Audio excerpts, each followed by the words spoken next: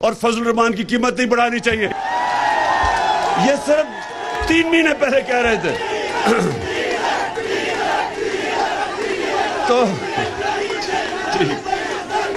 तो इन्होंने कहा, बस इन्होंने कहा कि आपको ना बिजली की, ना तेल की, ना इसकी पेट्रोल की, ना उसकी कीमत नहीं बढ़ानी। अब सुने जरा, एक मिनट सुने सर। अल्लाह याद रखे, अल्लाह है, सच का खुदा है। तो 3 महीने में सारी कौम के सामने सच आ गया जब 60 रुपए लीटर पेट्रोल, 60 रुपए डीजल, 10 रुपए यूनिट बिजली, सिर्फ 3 महीने में।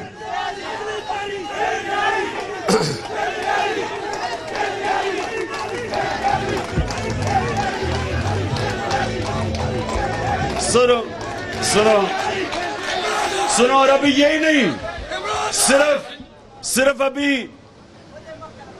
अभी ये सिर्फ डीजल, पेट्रोल और बिजली नहीं बढ़ी, अभी मजीद और बढ़नी है। इनका वो जो फाइनेंस मिनिस्टर है उसने आके कहा जी अभी कौम को कि अभी इश्क के इम्तिहान और भी हैं, अभी और महंगाई आपके ऊपर आने वाली है। सिर्फ वो ही नहीं बढ़ी, घी की कीमत किधर गई है? कभी पाकिस्तान की तारीख में ऐसे घी की कीमत बढ़ी है? उसके बाद आटा, चीनी, यानी एक एक चीज, चावल, जो भी चीजें आम आदमी खाने, सब चीजें बढ़ गई। और ख्वातीन को तो बेहतर पता होगा कि किस तरह चीजें बढ़ी हैं। अब मेरा आप सबसे, पाकिस्तान के मजदूरों को मेरा पैगाम है, आप सबने इसलिए अब मेरे साथ जब मैं कॉल दूंगा उस पे भी निकल लें और इनके ऊपर, इन सब पे इसलिए कि इनको इस मुल्क की अवाम की कोई फिक्र नहीं है। इनको फिक्र वो है जो अमेरिका हुक्म करता है। अमेरिका जो कहेगा ये करेंगे। लिहाजा मैं सारे अपने मजदूरों को आज पैगाम दे रहा हूं कि आप सब ने तैयारी करनी है। जब तक पुरअमन एहतजाज करना एक जमहूरियत के अंदर हम सब का हक है और कोई हुकूमत को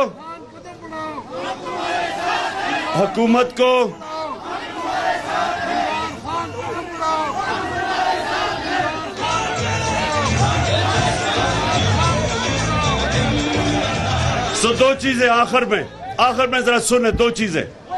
एक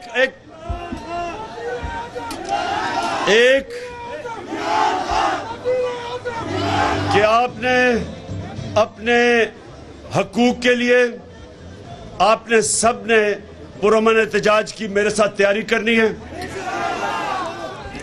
अगर हम कोरोना के दौरान हम लोगों को पैसे दे सकते थे, हमें पता था निचले तबके को मुश्किल में है, अगर हम 1.5 करोड़ खानदान को 12,000 रुपए दे सकते थे, तो इस मुश्किल वक्त में जब हर चीज महंगी हो गई है, ये इस हुकूमत की भी जिम्मेदारी है कि ये इसी तरह निचले तबके को, निचले खानदानों को पैसे दे, 12,000 दे जिस तरह हम देते थे, ताकि लोगों के ऊपर बोझ कम हो।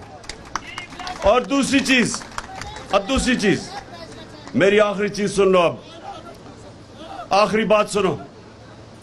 देखे, ये जो हमारे ऊपर चोरों के टोले को हमारे ऊपर मुसल्लत किया है अमेरिका ने, और यहां से जो साजिश हुई है, ये अब समझ जाए कि ये रह गए तो सबसे पहले तो जमहूरियत खत्म। क्योंकि अगर पार्लियामेंट के अंदर ऑपोजिशन लीडर राजा रियाज होगा तो इसका मतलब पार्लियामेंट खत्म है। जो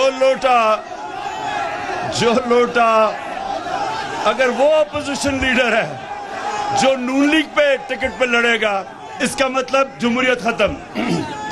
फिर FIA खत्म, क्योंकि FIA के ऊपर शहबाज शरीफ खुद आके बैठ गया।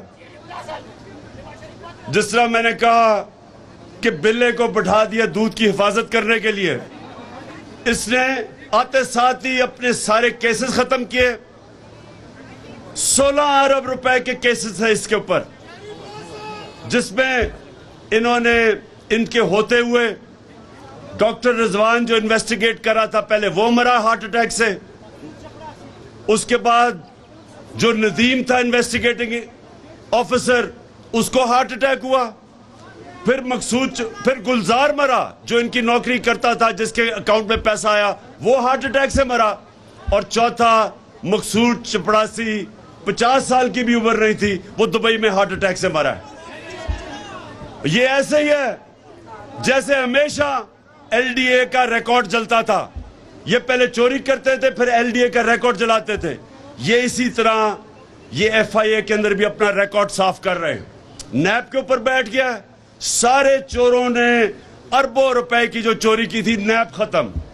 उसके बाद पुलिस का ये हाल है कि हमारे जमाने में कोई बताया हमने किसी के ऊपर झूठा केस किया हो।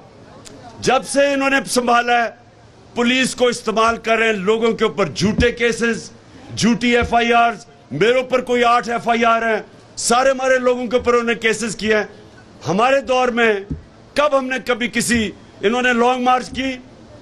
मैंने तो जब ये बिलावल ने कम पे टांगने वाली मार्च की, और उससे पहले फजलुर रहमान ने 2 दफा लॉन्ग मार्च की।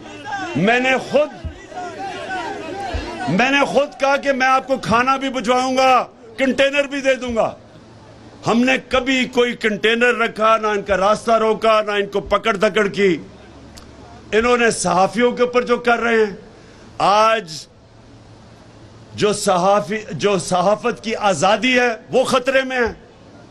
एफआईआर काटी जा रही हैं। वो सहाफी जो सच बोलते हैं उनको भगाया हुआ है, उनकी नौकरियां खत्म की जा रही हैं।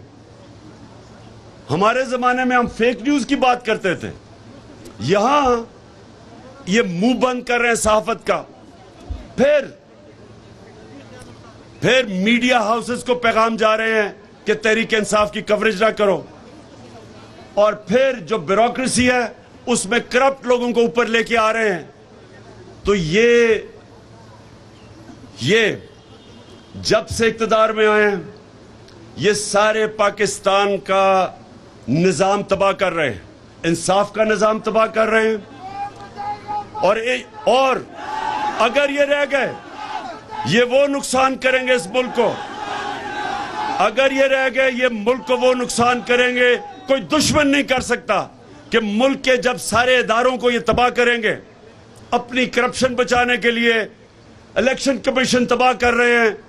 इलेक्शन कमीशन को इलेक्शन रिग करके, धांधली करके अपने आप को मुसल्लत करना, कोई भी पाकिस्तान का इदारा ये नहीं छोड़ेंगे।